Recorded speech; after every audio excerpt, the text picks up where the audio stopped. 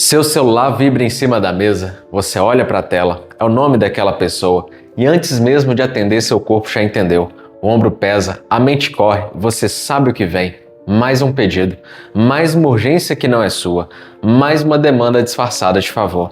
Você atende com um sorriso na voz e poucos segundos depois escuta a própria boca dizendo: claro, eu resolvo isso para você.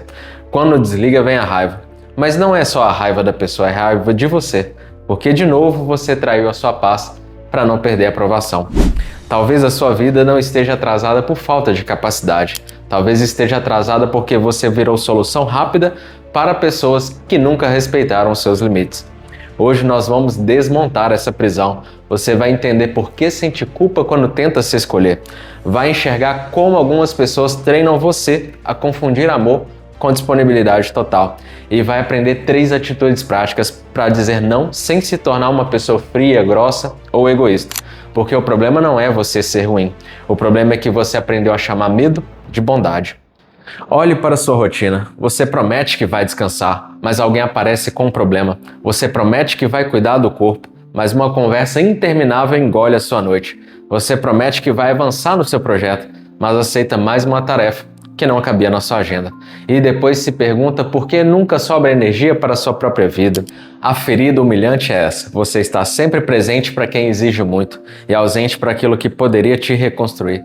Você mede palavras, você responde mensagem com medo, você vê um preciso falar com você e já entra em alerta. A mente tenta adivinhar o que vão pedir agora. E isso aparece em cenas simples. Um familiar toma decisões irresponsáveis, se enrola, gasta o que não tem e no final liga para você. Você resolve.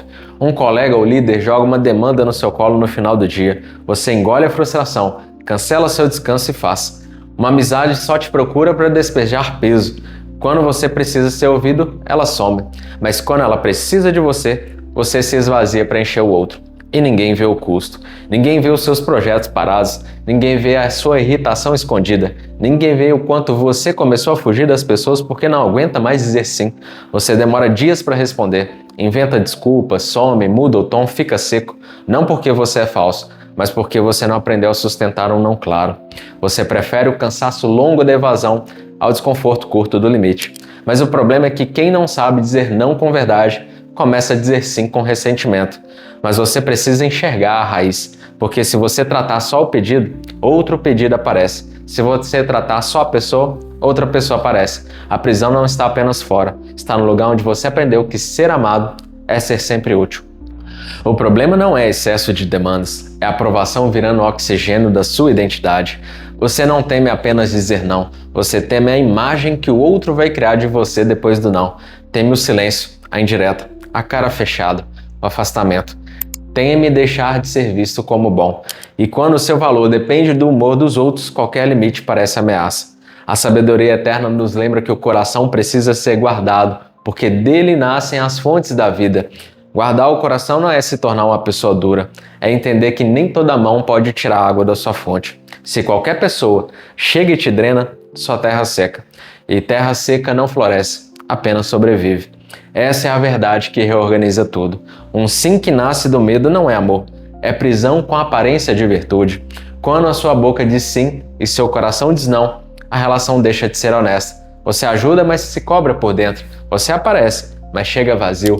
Você serve, mas cria distância. E sem perceber, ensina as pessoas a tratarem seu limite como detalhe. Nós treinamos os outros porque toleramos repetidas vezes. Se você cede sempre, ensina acesso livre. Se explica demais, ensina que seu limite precisa ser aprovado. Se você volta atrás quando insistem, ensina que seu não é apenas um sim que precisa de pressão. Por isso, antes de responder, use um triângulo simples: valor, limite e direção. Isso respeita meu valor? Cabe no meu limite? Combina com a direção que eu queria seguir? Se uma dessas respostas quebra, o sim vai cobrar juros. E talvez você esteja cansado de pagar juros emocionais por medo de desagradar. Agora, se isso fez sentido para você, deixa o like e se inscreva no canal. Não como um gesto automático, mas como compromisso com uma vida mais inteira. Aqui a gente não transforma limite em dureza, a gente transforma clareza em liberdade. O senso comum diz, é só dizer não, mas isso falha no mundo real. Porque quem viveu anos agradando não muda com uma frase agressiva. Você tenta ser duro hoje, sente culpa em 5 minutos, pede desculpas, mas volta atrás e fica ainda mais fraco diante da próxima cobrança. É por isso que você precisa praticar o não com pausa. A sua maior armadilha é responder no reflexo. Antes de entender o pedido, você já aceita. Antes de medir o custo, já se compromete. Antes de consultar a própria vida, entrega a própria energia. Então crie um espaço entre o pedido e a resposta. Quando alguém pedir algo que mexe com seu tempo, dinheiro, descanso ou foco, use uma frase ponte.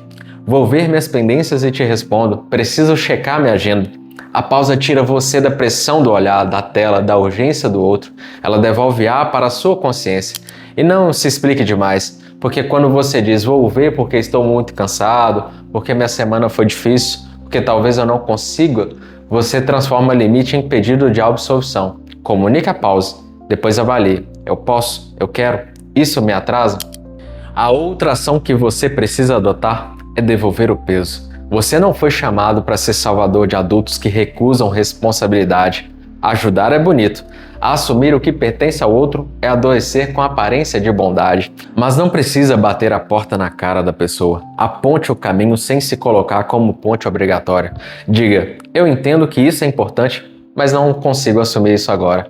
Não vou conseguir fazer isso, mas talvez o melhor caminho seja procurar tal alternativa.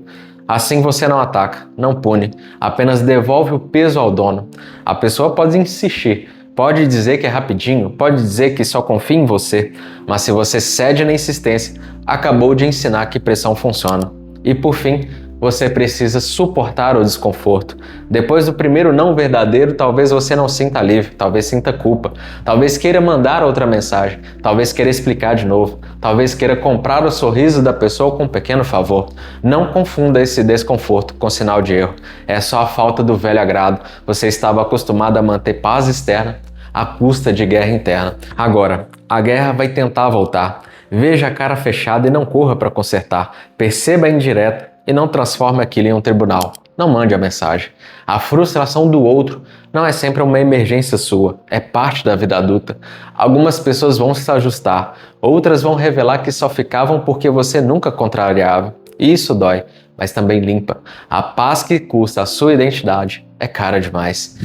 Agora volte para a primeira cena. O celular vibrando, o nome aparecendo, o corpo reagindo, porque velhos hábitos não morrem sem resistência. Mas agora você não atende no reflexo. Você olha, respira, vira o celular para baixo, volta para o seu projeto, volta para sua casa interior, volta para a vida que você dizia querer construir. E talvez alguém se irrite, talvez alguém diga que você mudou, e talvez tenha mudado mesmo. Se esse vídeo falou com você, compartilhe com alguém que vive exausto de carregar o mundo nas costas. Talvez essa pessoa não precise de mais força, talvez precise de permissão para voltar para si.